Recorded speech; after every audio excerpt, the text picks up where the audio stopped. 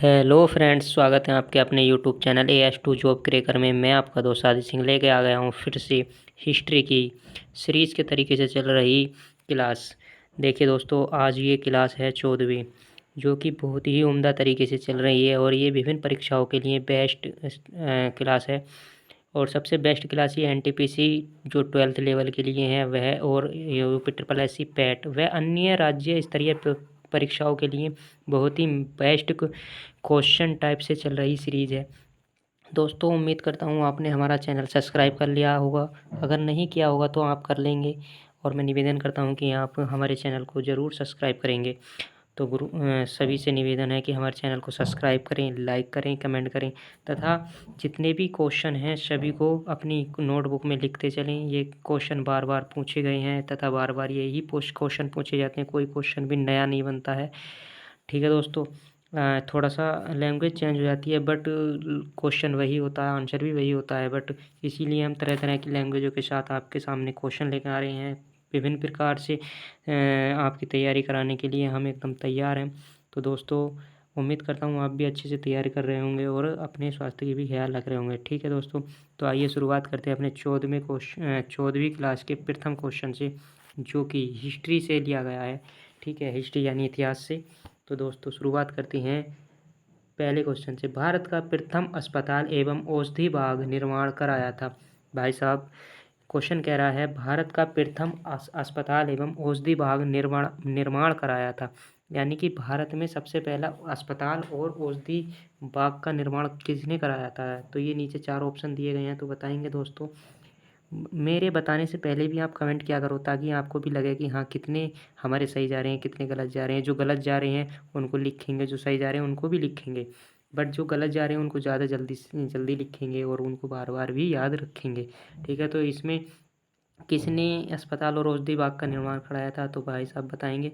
तो वो कराया था ऑप्शन नंबर पहले का, A answer is right answer, यानी कि अशोक ने।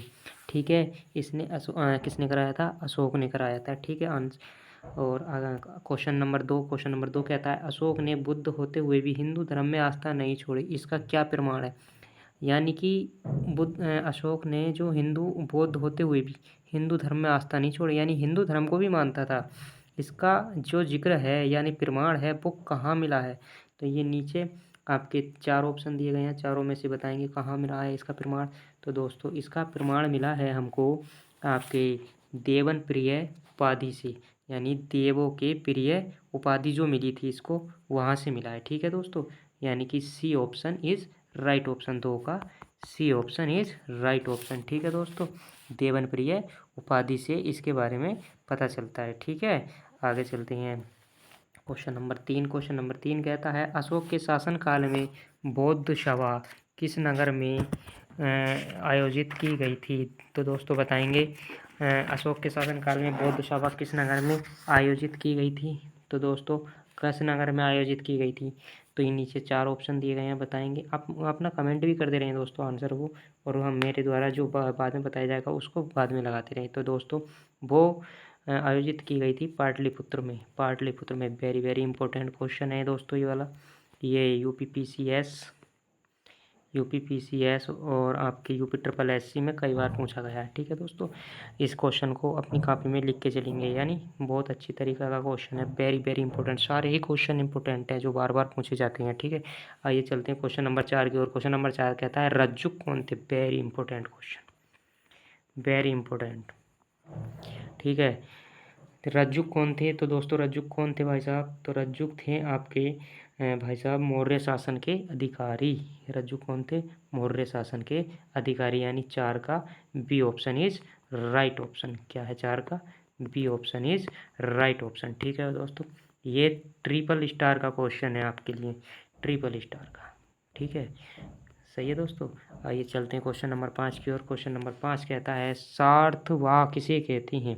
सार्थवाह किसे कहते हैं। Very very important, very very important.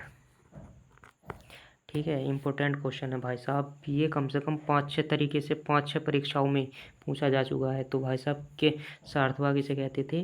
तो व्यापारिक काफिलों को, यानी कि जो बाहर से व्यापारी आते थे मतलब एक झुंड बना के एक समूह में, तो उन व्यापारी काफिलों को ही सार्थवाह कहते थे। ठीक है दोस्तों, क्या कहते थे?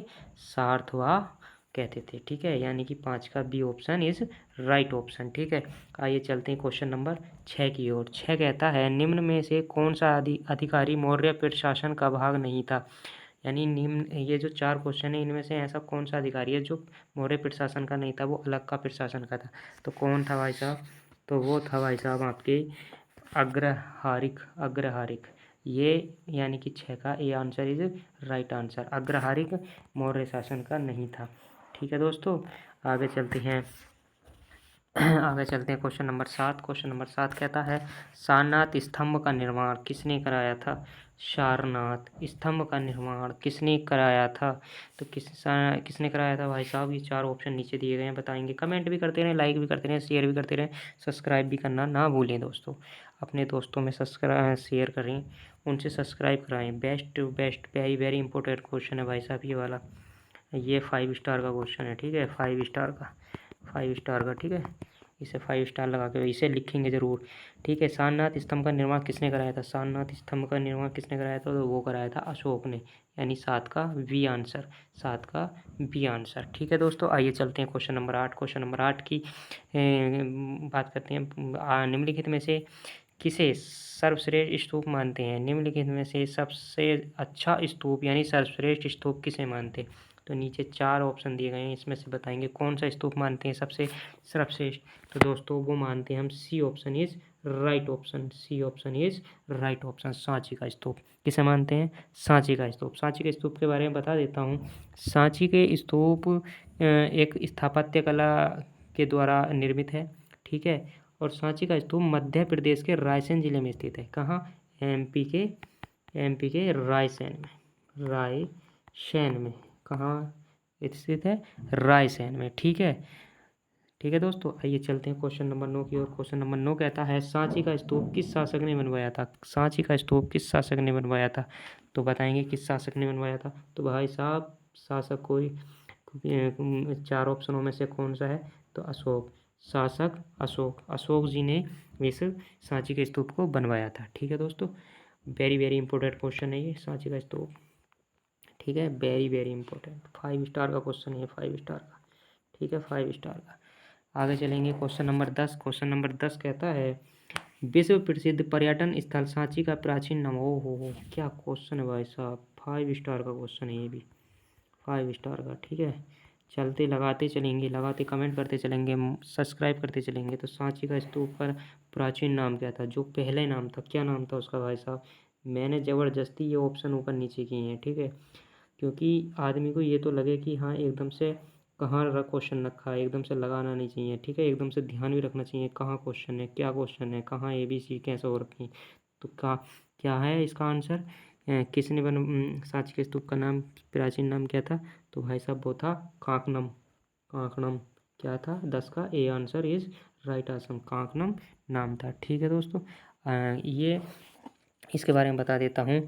विश्व प्रसिद्ध पर्यटन स्थल जो हमारा सांची का है वो मध्य प्रदेश के रायसेन जिले में है। ठीक है, विदिशा के समीप, जिला विदिशा पड़ता है रायसेन में। ठीक है, रायसेन के नज़दीक, वहाँ का उसके समीप है। ठीक है, यहाँ पर पर्वत के ऊपर कई स्तूपों का निर्माण हुआ है। ठीक है भाई साहब, कई स्तूप हैं जी यहाँ पर्वतों पर। ठीक है, उनमें से कई तरीके के स्तूप अलग अलग हैं। तो 4वीं सदी के गुप्त लेख में इसका नाम कांकणम है। यानी कि 4वीं सदी में जो इसके जो लेख मिले हैं उसमें सांची के स्तूप को क्या कहा गया है? कांकणम। कौन सी सदी में? 4वीं सदी में। ठीक है दोस्तों, आइए चलते हैं क्वेश्चन नंबर 11 की ओर। 11 कहता है अशोक के शिलालेखों में प्रयुक्त भाषा। वेरी वेरी इंपॉर्टेंट भाई साहब, वेरी वेरी इंपॉर्टेंट। अशोक के शिलालेखों में प्रयुक्त भाषा कौन सी है? तो कौन सी थी भाई साहब? कौन सी थी इन चारों क्वेश्चनों में कौन सी भाषा थी भाई साहब उनकी में बताएंगे। बहुत इंपॉर्टेंट क्वेश्चन है। तो प्रयुक्त भाषा थी भाई साहब प्राकृत। कौन सी थी? प्राकृत। यानी कि 11 का B answer is right answer. ठीक है दोस्तों, आइए चलते हैं क्वेश्चन नंबर 12 की ओर। 12 कहता है पत्थर पर प्राचीन शिलालेख किस भाषा में है? पत्थर पर प्राचीन शिलालेख किस भाषा में है भाई साहब? Very very important.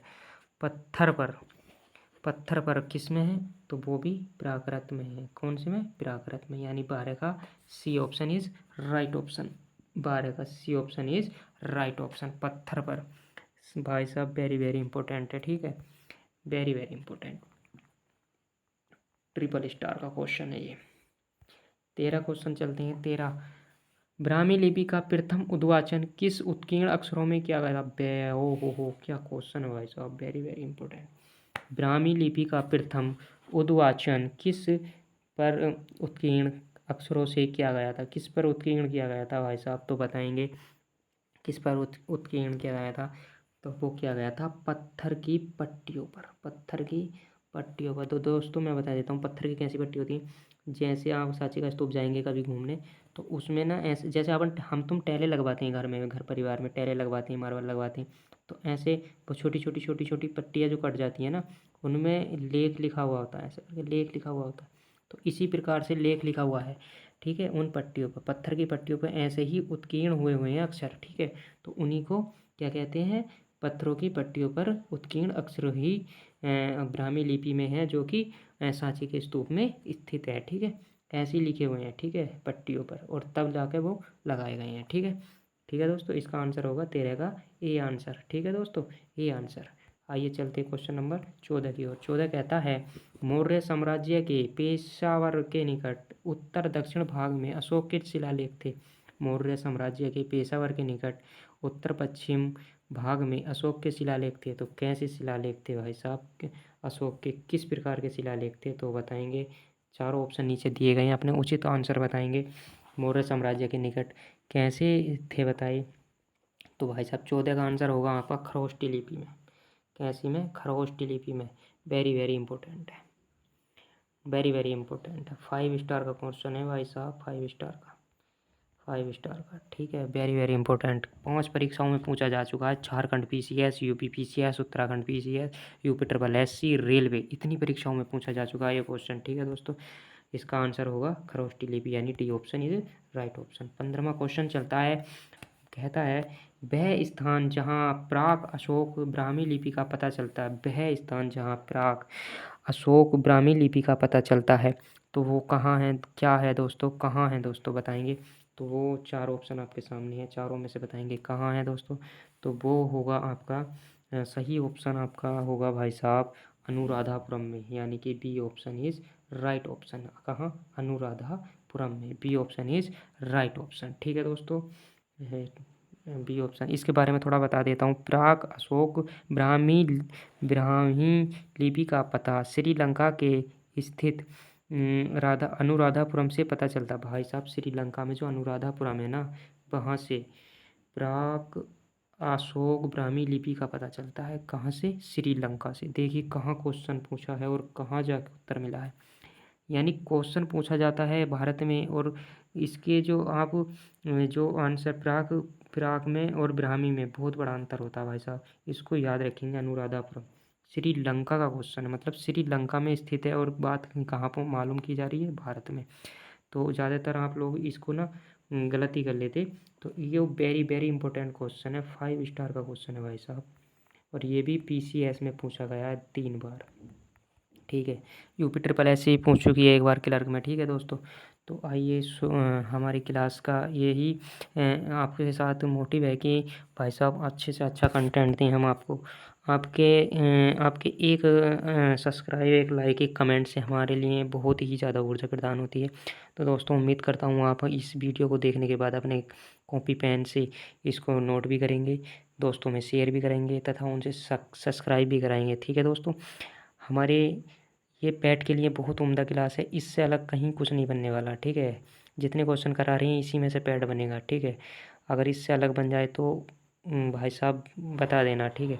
और मैं उम्मीद करता हूँ कि सभी लोग अच्छे से पढ़ाई कर रहे होंगे और अपना 100% दे रहे होंगे और अपने ख्याल भी रख रहे होंगे दोस्तों।